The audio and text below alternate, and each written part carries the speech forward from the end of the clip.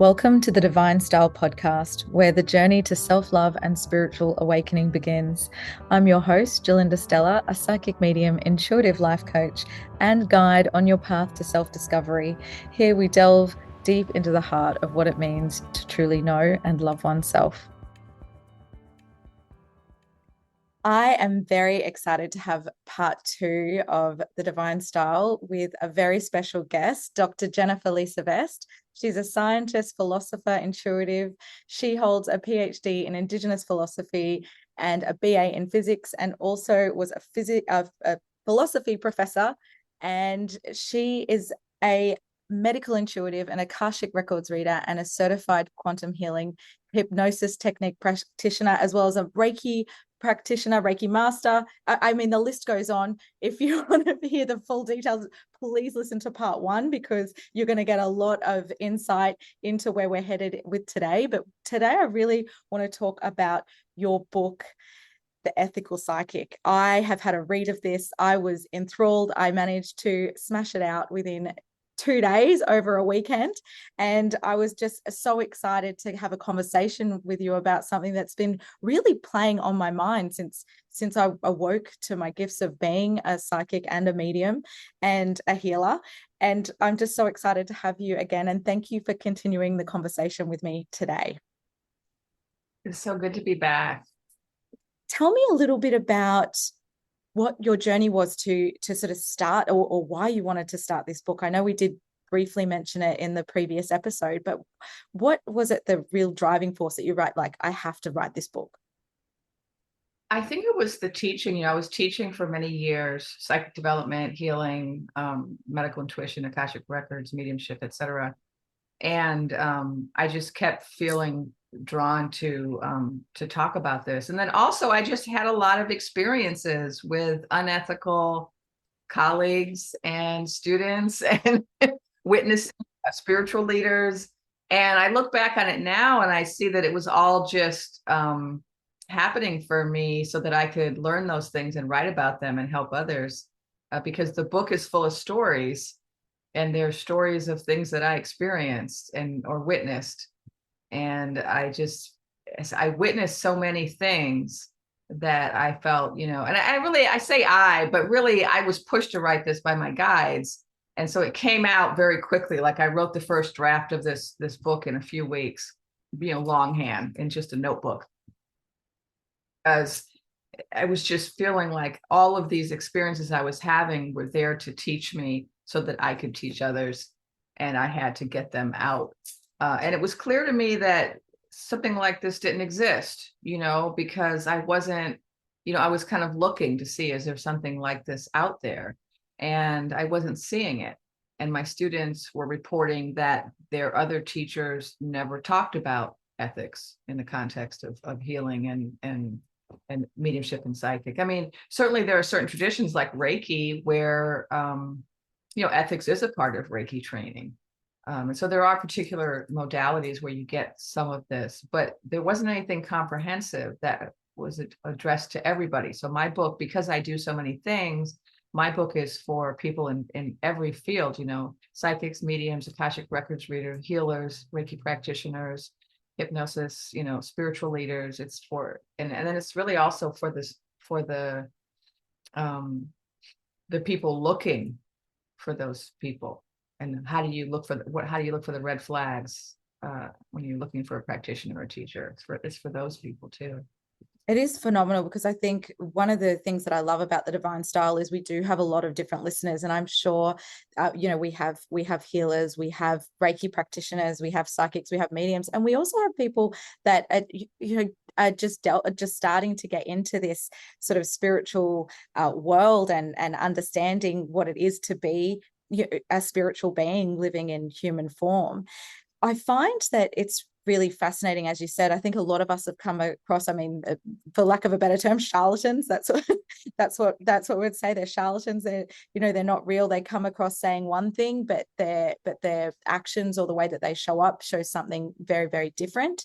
And having those experiences from a spiritual thing really does feel, I mean, again, lack of a better term, abusive, because it is something that people do find it's such a raw experience. And I mean, even now we've got Netflix documentaries that are coming out around different cults and different you know, all those. And some of it for me, when I've watched some of these things, is absolutely stomach turning.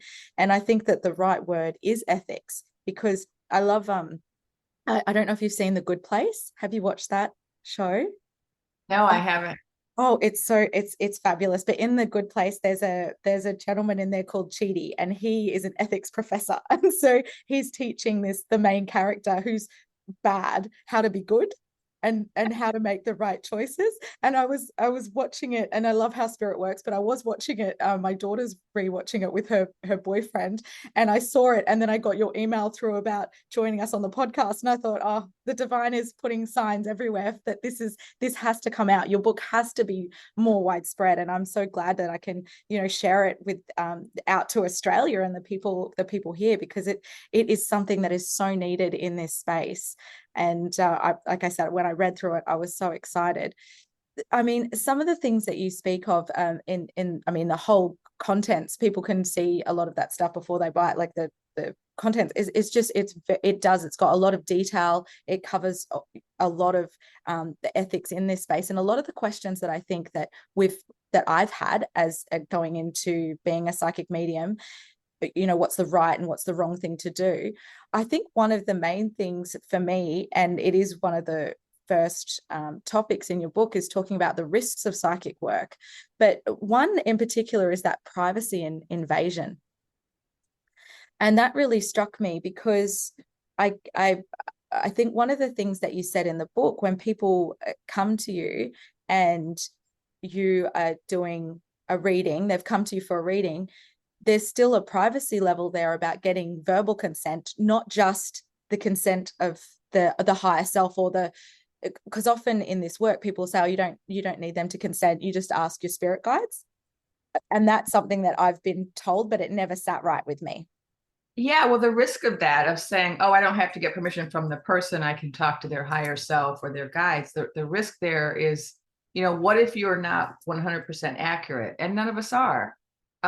You may think you're talking to their higher self, but you got it wrong this time, or you're not really tuning in properly this time. And so what I always tell my students is the very best psychics in the world are 80 to 90% accurate. Those are the top psychics. The rest of us, you know, most people are probably more like 70% accurate. You know, I once had a client, you know, complain to me. She was upset because she said I was only 80% accurate in the reading. And I was like, woohoo, I'm not if you're upset about that, I don't know what to tell you. I think that's pretty good. But you know, and if you represent yourself as 100% accurate, that's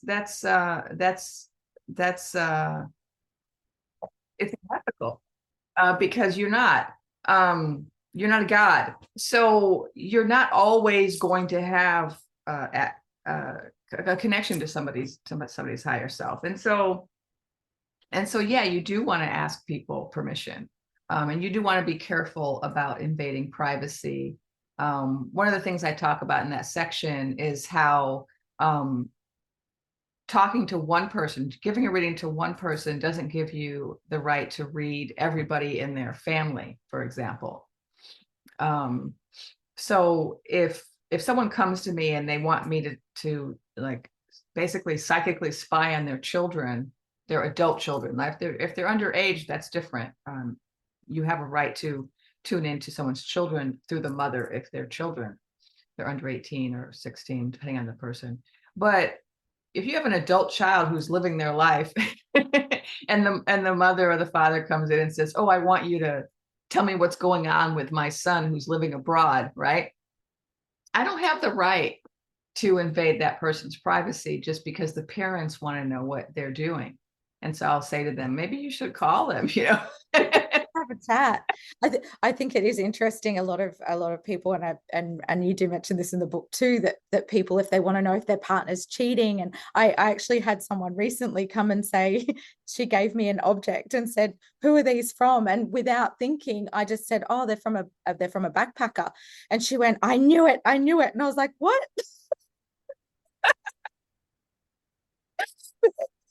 It flew out of my mouth. So then and then sometimes I say, oh, well, I've got to trust spirit. But then there are times that you have said again, like, how do you know who you're trusting? Because we're not always right.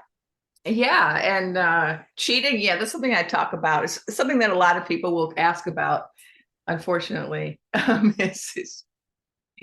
is cheating spouses. And you know what I say in the book is that when you know, as a psychic, you know, we get access to all kinds of information, but everything we access isn't meant to be shared. And so I don't share 100% of what I receive. I always have to ask myself, is this going to help the person or make things worse? You know, if I give this information to the client, is it going to be healing for them, or is it going to be helpful for them? Or am I just giving it to them to show off that I can get this information and how accurate I can be? You know, because that's a temptation, right? When you're a psychic, you want to show off how good you are. Yeah. But you know what? You don't have to, because that's not really what we're here for. And so what I talk about in the book is, what is your purpose? What is your purpose in developing your gifts? What did you come here to do? And we all have different purposes, and so we're going to have different gifts, and we're going to use them in different ways. And so, of course, there's no blueprint for how you should use your gifts, and I don't pretend to tell anybody how to do that. But if you're clear about what your purpose is, and then you're using your gifts, and you're always asking yourself, is this in alignment with my purpose? That's going to keep you on the right track. And then also, if you always ask yourself, is it possible that this information I'm giving this person is going to harm them in some way? That's also going to keep you on the right path. They are really great questions to ask, and to not.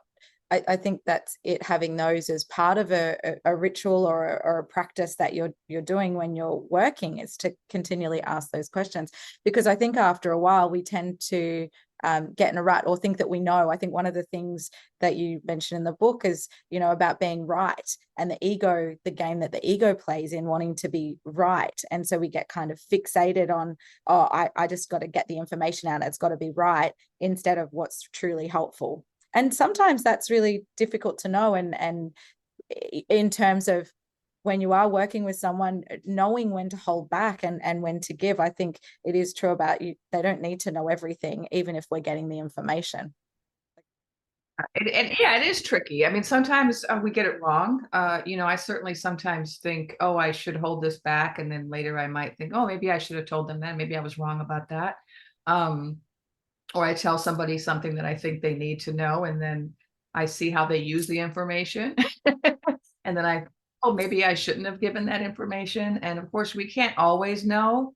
Um, but we can have that intention. We can have that, we can try. And that's what I say in the book. I said, being an ethical psychic is about having that intention and being vigilant, right? And always asking yourself, am I doing the right thing? Am I helping? Am I harming anybody? Could this potentially harm somebody down the road? That's what it's about. It's about having that intention and that reflection. And that was one of the things that you mentioned as well, is as much as we meditate before a session, and I mean, I know I do, how important it is to meditate after, to review the session and what you could have done differently, or was that your best? Was it truly helpful? And I feel like that's often lost, isn't it, that time in between, because sometimes people will back up their day, one after the other, to get through it and think, oh, well, I'm experienced now, or I can do this now because it's easy for me. But it's not of service or truly helpful if you can't review or reflect. Yeah, and this is one of the risks I talk about in the book is, when you're working professionally as a psychic, then you start having other pressures on you, right? You're trying to make money, you're trying to pay your bills, you got to pay the rent for the space that you're renting, your advertisement, right? You have pressures on you. You have a reputation. People, you want people to talk about you in a certain way, and so all of these things can compete with your desire to be of service.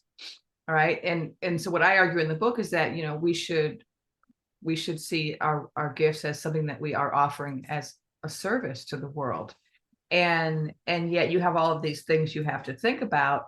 And when we get into trouble, when I've seen psychics get into trouble is when those other competing interests become more important than being of service. And there's an example. Oh, I want to squeeze so many people in per day, right? I want to fit like 6 clients in, and so I don't have time to take a break between clients because I've got to be able to accommodate this many clients per day so I make enough money to pay the rent, right? And then what happens is you're not really doing your best work, because you should be meditating between each client. You should be clearing your energy between each client. And if you're not doing that, you're not going to be operating at your best. And when you're not operating at your best, that's when we make mistakes. And that's when we can potentially harm people. I used to have a policy with my clients. If somebody was late, I didn't really allow people to come late for that reason, because I would book people with 15-minute breaks between each client. And during that 15 minutes, I would, release the energy of the last client and then meditate and prepare the energy for the next client. If somebody shows up 15 minutes late for their appointment, I've now lost that time.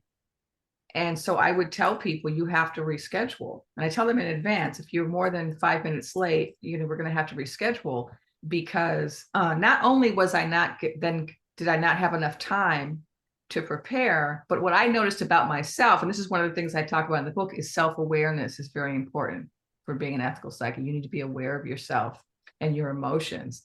What I noticed is that I would get angry when people were very late and they didn't call. And then that put me in a mood. And I had to be aware that when I was in a mood, that was going to affect my reading. So I had to honor who I am. And who I am is somebody who gets in a mood when people are late, and I'm sitting there with my, with my sage burning and in my ceremonial space, and they're like 15 minutes late and they're not even calling. And so I told people that. I said, look, I can't work when I'm cranky. I need time to let go of that, brush that away, center myself, let that go, and then get back into that loving space. Because in order to work with clients, you have to love them. You have to be having that love towards your client. You can't be irritated, annoyed, and judgmental. You can't have any of those emotions. If you really want to help somebody, you have to operate from this space of love. And so one of the things I talk about in the book is being self-aware, being aware of your emotions. If you're upset about something, I often would cancel an appointment or move an appointment if I was not feeling well physically or emotionally for any reason, because I had that self-awareness to know that I'm not going to be at my best if I'm dealing with irritations. Like, for example, traffic. If you're rushing to go to do a reading and you're in traffic, I live in LA, so it's a big thing, right? And people are at you and you can't find parking and you get all tensed up from the driving experience. You can't go from that to doing a reading. You need to give yourself time to get rid of that energy of all those angry drivers, angry parkers, whatever, your angry self. You got to let that go to get into the space to be able to help somebody. And so that, all of these little rituals are important if we want to be an ethical psychic, because they ensure that we're really being of service and not just, providing something for a payment.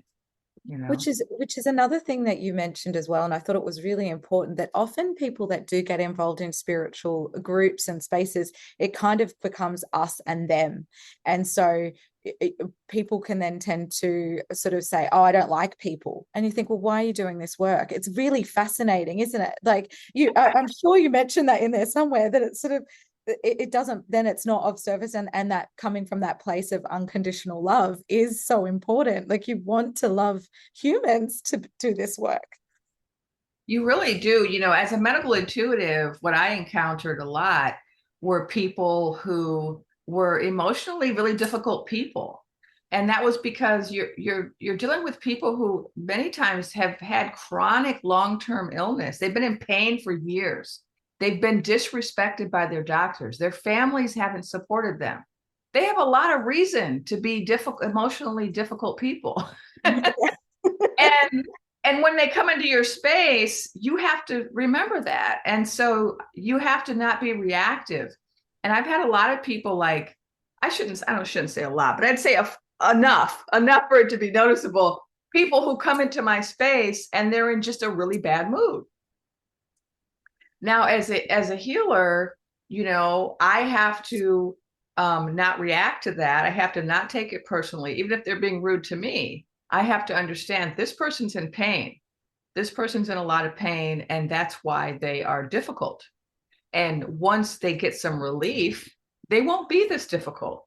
And it's certainly the case by the end of an hour with these difficult people, because you have some people who just be really difficult and cranky and resistant and argumentative and right. But by the end of it, if you are doing your job as a healer, by the end of the hour, they're a very different person, right? And so we have to suspend judgment. We can't be sitting in judgment of our clients. We can't be sitting in critique or our students.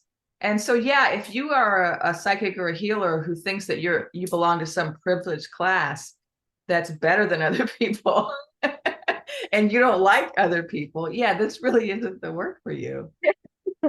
It is really, I think, isn't family like the greatest teacher? I find that it's really interesting, like when you're talking about, people, difficult people and people that are in chronic illness, I have family members and it's that the release of judgment, like they're not attacking me, they're in pain or they're having a moment. I'll just, they'll vent and they'll feel better soon. I always say that family, they're the most difficult clients you're ever going to have. They are the most difficult. Some people won't work with family, and I respect it. If you don't want to work with family, it's not for everybody. but if you want to challenge yourself, that is the most challenging client you will ever have. And so you have to look at them that way as your teachers. And I have found that to be the case, even though I've been doing this work for years, and my family has seen all of the evidence of how accurate I am. I still encounter resistance sometimes when someone's in the hospital and they don't want to listen. And it's so frustrating because somebody else will pay me to tell them what to do. But your family, they'll be like, that's okay. Oh, So that's it's so really good true. for us to have those experiences. Oh, that is so true. I found that with some of that stuff that you're talking about, in terms of we get angry and we get upset and we have our own stuff going on in terms of our life. One of the things you talk about is becoming like a hollow bone and letting all of that like move through you, so you're not hanging on to sort of our own stuff. So the hollow bone comes from Fool's Crow, who's a Lakota medicine person. And Black Elk, who's another famous medicine person, also talked about the hollow bone. And so Black Elk said, I cured with the power that came through me.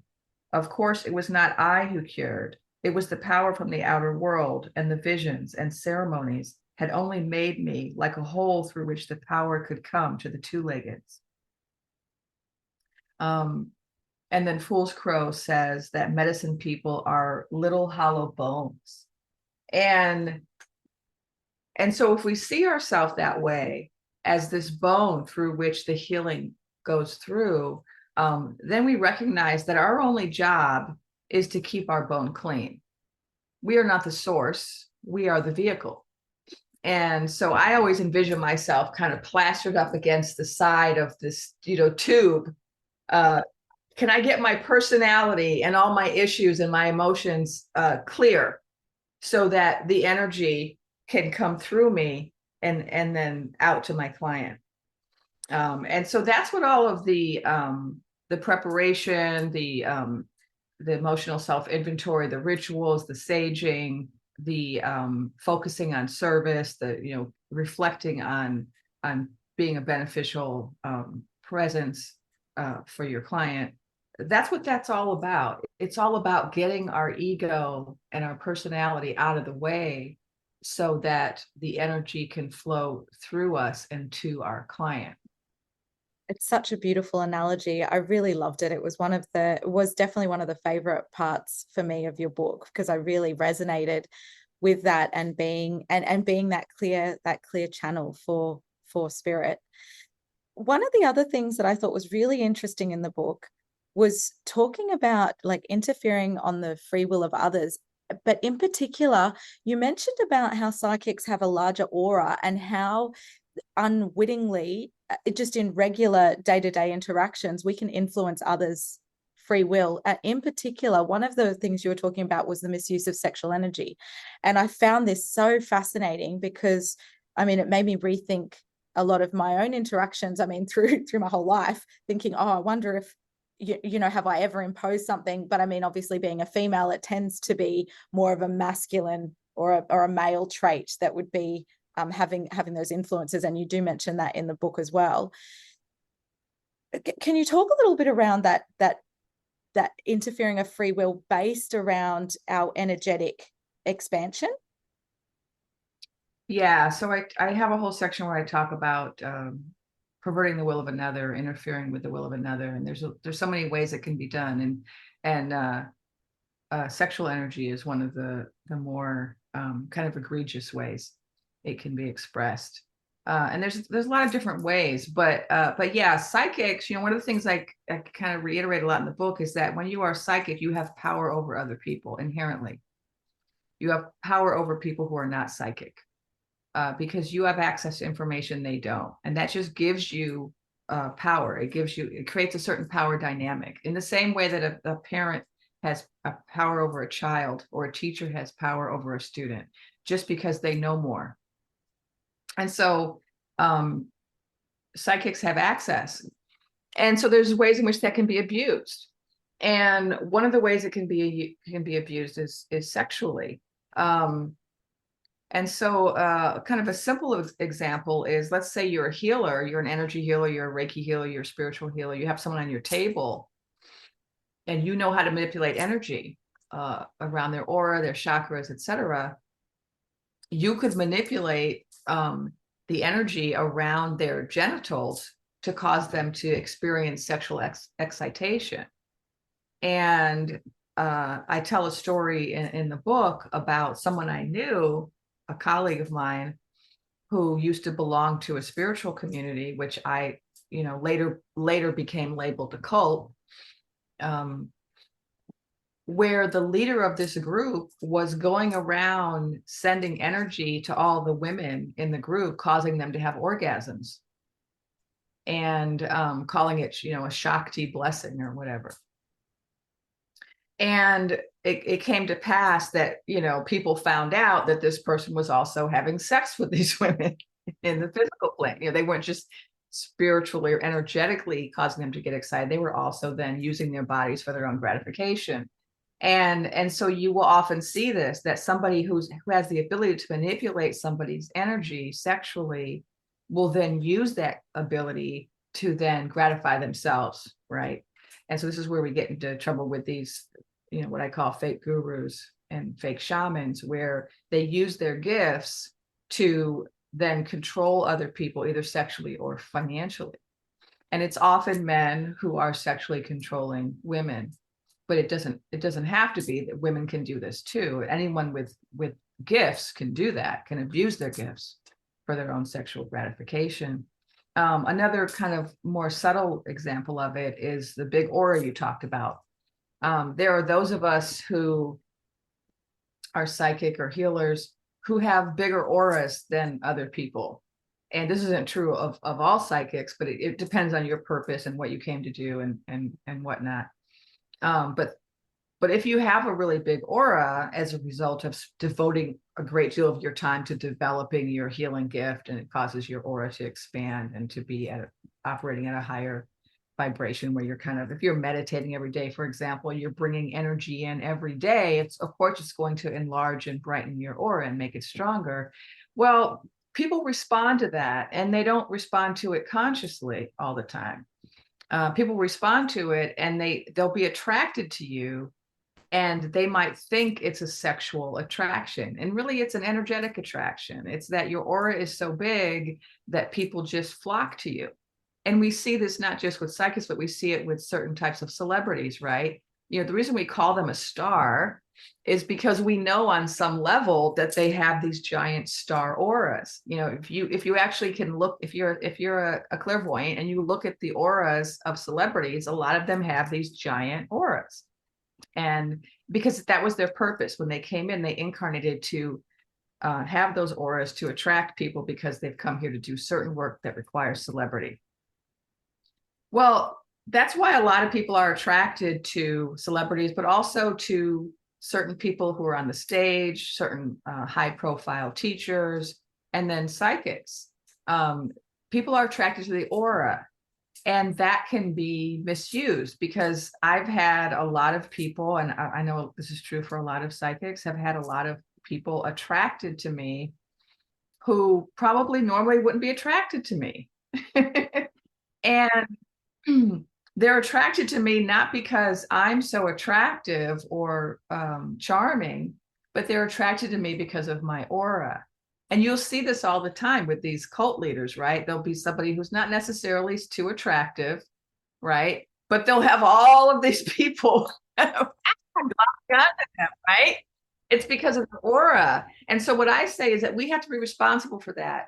As healers and psychics, we have to be responsible for the impact that our aura has on other people. And we can't just take advantage of that and start having all of these sexual relationships with people who are really only attracted to us because of our aura. We have to kind of be reflective and kind of step back and assess the situation before we just kind of jump in.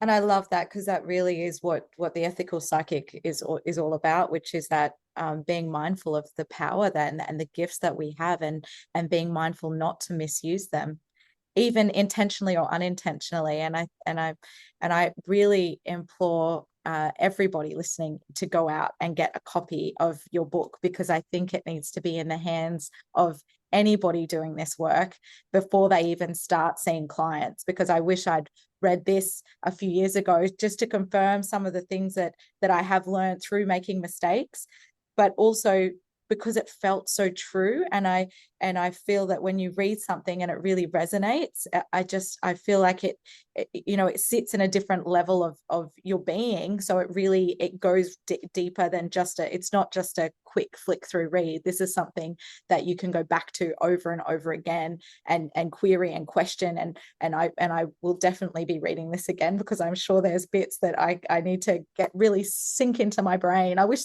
is there an audio copy? Because maybe that will help. Oh, there is. So it's available as a physical book, an ebook, and also an audio book. Fabulous. I think that's Yeah, the audio book is read by, they have this wonderful actress. I think it's Cindy, is it Trask? Now I'm forgetting her name. Cindy Kay. Anyway, she's really good. I wanted to read it because I'm also a performance artist, and they were like, no, we have people that do that. We have professionals. And I'm so glad they did, because she's really good. Before we finish the conversation today, is there anything that you would like to share? Is there any lasting message that you'd like to leave for our listeners? Well, I think the most important thing for people doing this work is to get clear on your purpose. Why did you come here? What did you come here to do? You came with these gifts to serve a particular purpose. And once you get clear on that, everything else tends to kind of fall into place. And so I just encourage people to do whatever they can to discover your purpose. Beautiful. I love that. Thank you so much, Dr. Jennifer Lisa Vest. I appreciate you, and hopefully we can get you out to Australia sometime soon. It would be amazing. That would be awesome. I have not yet been to Australia. I've been to a lot of places. I haven't been to Australia. I need to come. You do. You love it. Thanks again. And thank you to our listeners for the Divine Style. If you need any information, I will have some links to the book and also to Dr. Vest's website as well. So you can get in contact through there. As we end today's episode of the Divine Style podcast, I extend my deepest gratitude for your presence and openness on this journey of self-love, self-discovery, and spiritual growth. Farewell for now, and may your journey inward bring you the self-love you seek.